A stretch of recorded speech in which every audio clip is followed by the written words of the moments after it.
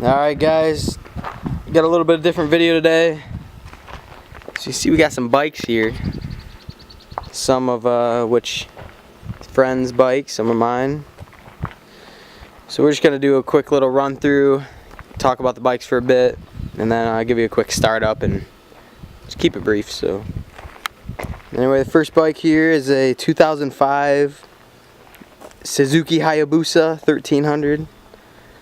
The only things done to this are the Yoshimura RS3 slip-on exhaust. Definitely would recommend it if you were wanting to get something. It's not too intense, but just want a little more sound out of the bike. It's good. The other thing I guess I could point out quick are I did do the handlebar risers, which that's about like an inch, maybe 3/4. I would say it's closer to an inch. Quite a bit of difference for long rides. I love it. This is my bike in general, so but yeah. Alright, then over here we got ourselves a 2003 VFR800 cc. This is a Honda. Like I said, it's an 03. This bike in particular is kind of unique. It only has just under 3,000 miles. Was hardly rode. I mean, if I hop in here, we'll pick a random spot. I mean, you can just see it's clean for a 2003. It's a nice bike. Anyway, this is completely stock, nothing done to it.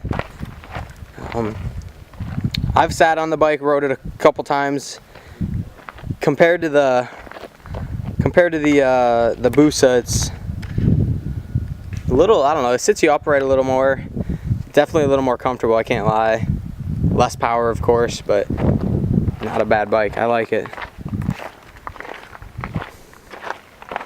So over here, lastly, we have 2008 Kawasaki Ninja 600. This is a cool bike. Definitely a little out of the territory of these two bikes. I would say these are more sport touring, and this is the race bike. There's no trying to beat around the bush. This bike is not comfortable. I mean, it's fun for around town. I don't want to hate on it too bad, but long ride wise, it's not for me. Still, super nice bike. This bike actually only has mid 2,000 miles as well, so it's just under 3,000 miles. Super nice. That's kind of what we look for.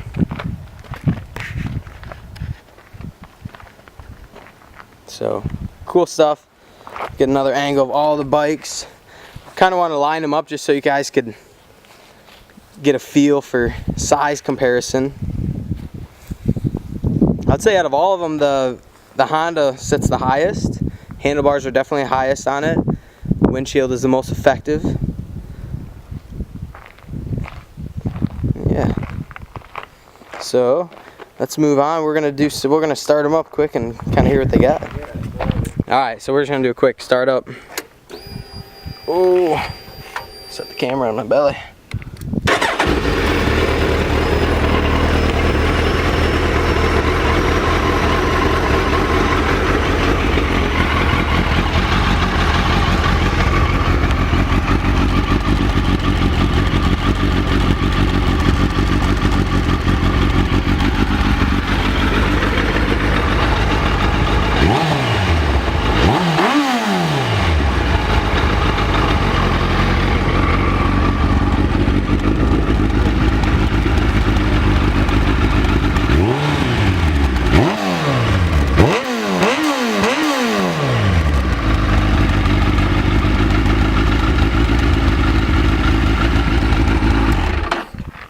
So I guess the one thing I'd have to say about, I took a video earlier of these pipes, and after watching it, it definitely does not do the bike the justice. The Hayabusa is so loud in person. It has such a deep, throaty sound to it. Like, I would say if you're in a house, you feel the bike rather than hear it. It's tough. But the video, you can't really hear that as much. But anyway, you kind of catch what I'm saying. So next, we'll move over to the Honda. It's kind of cool seeing all the different gauge interfaces on them. Honda's got a very simple, straightforward, but also effective setup here.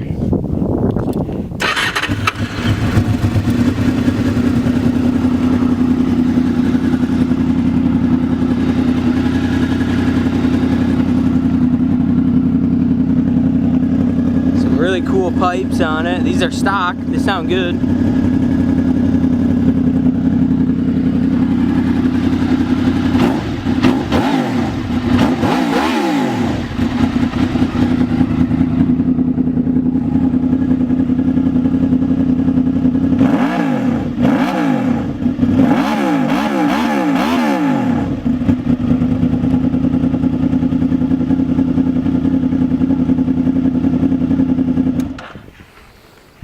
Pretty mean sounding machine.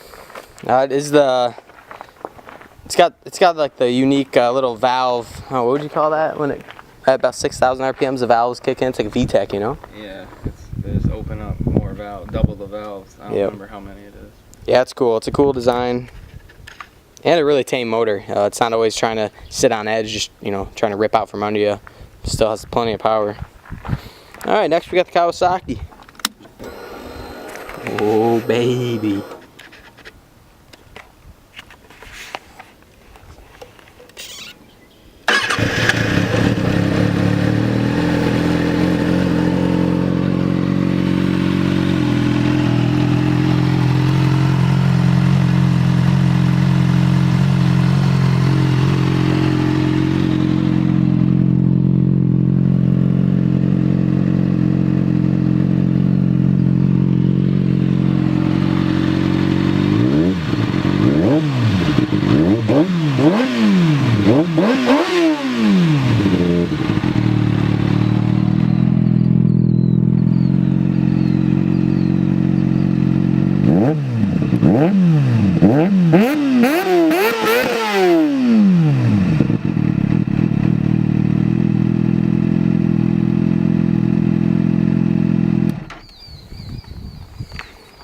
There it is.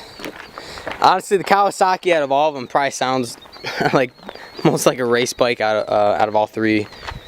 It is a fast bike as well for a 600cc. We have raced the Busa versus the 600, which wasn't that close, but the 600 kept up for a little bit.